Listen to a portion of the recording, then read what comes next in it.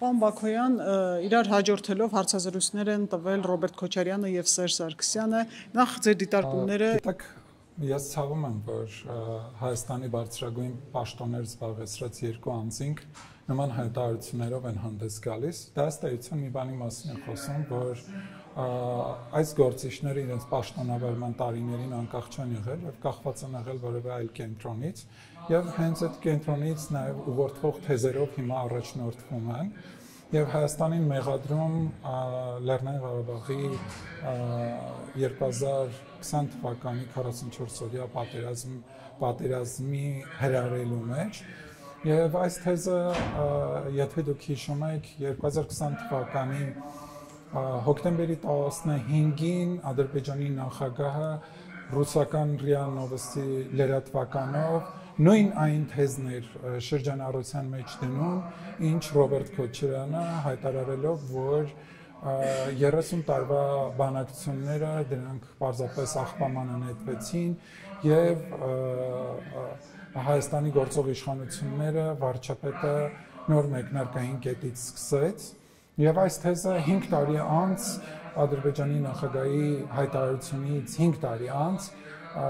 Հայաստանի Հանրապետության նախագահի պաշտոնը զբաղեցնող անձն է խոսույթը շրջանառության մեջ պահում քաղաքական դաշտում, որը ըստ էության խոսում է մի բանի մասին, որ այս մարդիկ ցանկանում են Հայաստանի Հանրապետության քաղաքացիներին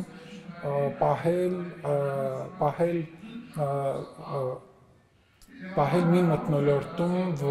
որում ժողովուրդը անընդհատ անհանգիստ կլինի եւ վախի մթնոլորտ կլինի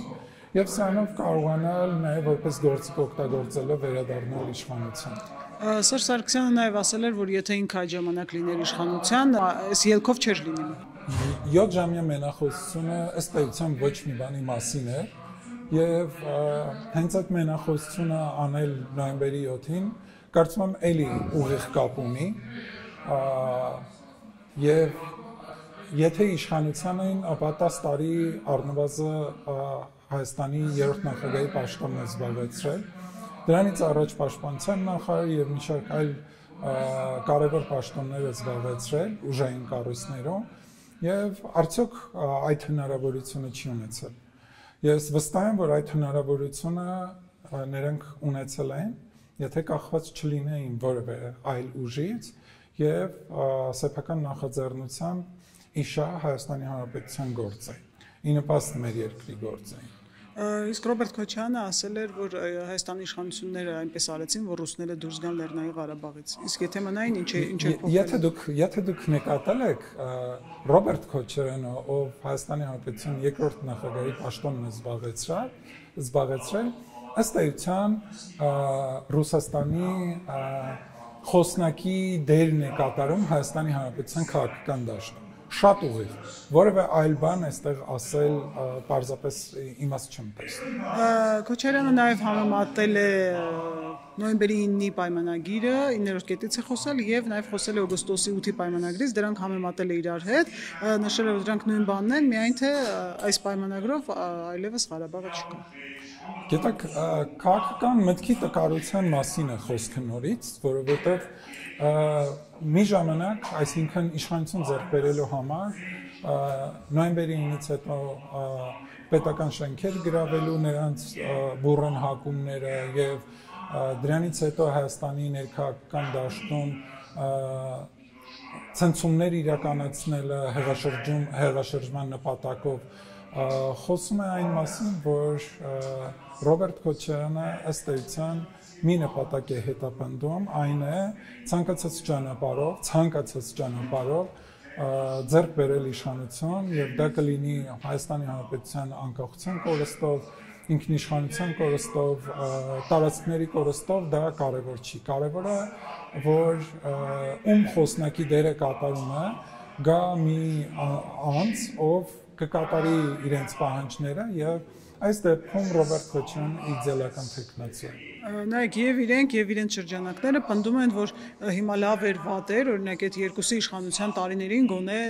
Ղարաբաղը հայկական էր, բայց հիմա հայկական չէ։ Անամոթաբար ստում են, որովհետեւ այդ բանակցությունը իրենց կառավարման տարիներին բանակցային ամբողջ փաստաթղթերը ըստ էության վարչապետ Նիկոլ Փաշինյանի կողմից տարբեր դրվագներով նաև ներկայացվել է եւ ըստ էության խոսում են մի բանի մասին, որ այս տարիների ընթացքում իրենք ոչ թե բանակցել են Լեռնային Ղարաբաղը ունենալու համար, այլ բանակցել են թե ինչպես կարող են Լեռնային Ղարաբաղը Ադրբեջանի կազմում որևէ կարգավիճակ ունենալու համար եւ բանակցություններից այս կողմ արդեն ներքաղաքական դաշտի համար լրիվ այլ պատկեր են ներկայացրել,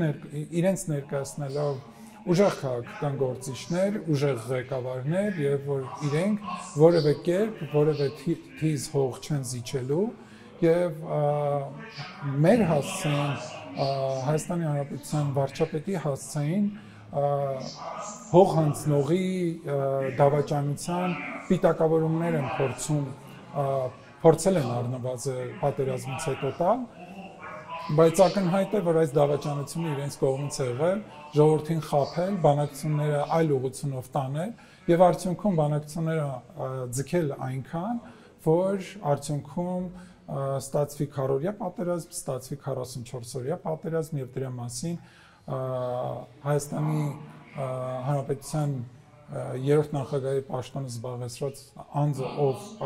վարչապետ պետք է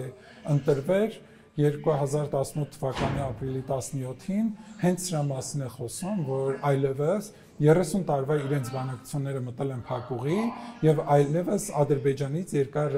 ժամանակով ակնկալել, որ բանակցային սեղանի շուրջ կնստեն եւ կբանակցեն, անհնար է։ Սա խոսում է իրենց տկարության մասին եւ իրենց թուլության մասին, իրենց սխալ քաղաքականության մասին, որի արդյունքում 30 տարի չկարողացան Ղարաբաղի խնդիրը լուծել եւ որը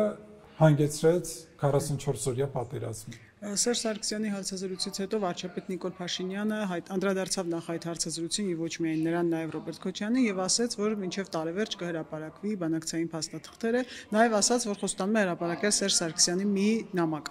Ըստ ձեզ ինչ սպասել Ռոբերտ Քոչարյանից, Սերժ Սարգսյանից այս հայտարարությունից։ Գիտեք, ես կարծում եմ որևէ անակնկալ սենսացիոն, որևէ նամակ իմ պատկերացմամբ չի կարող լինել, ինչի սենսացիան այն է, անակնկալները պետք է գտնել այնտեղ, որտեղ իրենք բանակցել են եւ իրենց բանակցությունները ոչնչի մասին է եղել 30 տարի, որի կուլմինացիան եղել է 2018 թվականի ապրիլի 17-ի Սերժ Սարգսյանի հայտարարությունը այն մասին, որ Ադրբեջանը հրաժարվում է բանակցելուց, բանակցային սեղանի շուրջ նստելուց եւ մնացած բոլոր դրվագները եւ նամակը եւ Ղարաբաղի բանակցային ամբողջ փաթեթի ներկայացնելը սրա մասին է։ Նաև անդրադառնանք Նարեկ Կարապետյանի վերջերս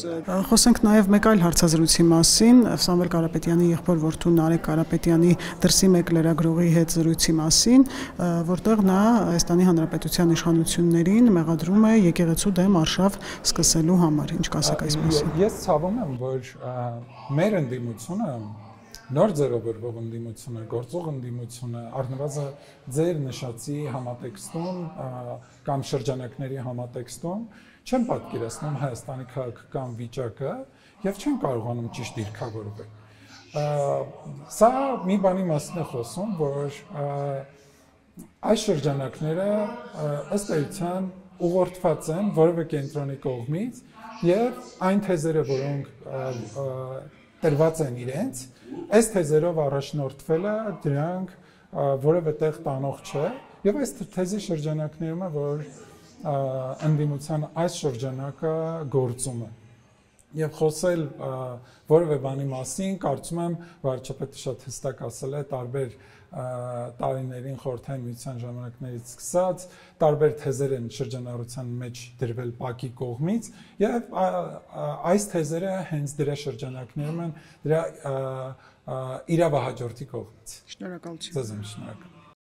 Չմոռանաք հավանել տեսանյութը եւ բաժանորդագրվել Civic AM-ի YouTube-յան էջին։